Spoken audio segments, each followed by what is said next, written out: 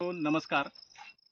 सध्या महाराष्ट्राच्या 4 जिल्ह्यांमध्ये म्हणजे हिंगोली, परभणी, वाशिम आणि अकोला या 4 जिल्ह्यामध्ये सगळ्यात महत्त्वाचं पीक म्हणून ज्या पिकाकडे पाहिलं जातं ते आहे हळद नावाचं पीक. आणि याची काढणी 15 मार्च ते 15 एप्रिल या दरम्यान चालत असते.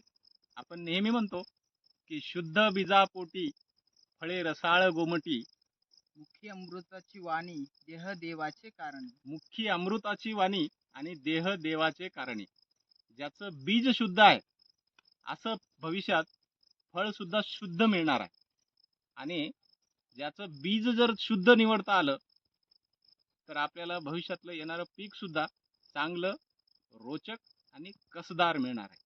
त्यासाठी बियाणे निवड ही एक महत्त्वाची गोष्ट आज आपण या व्हिडिओच्या माध्यमातून तयार करणार आहोत.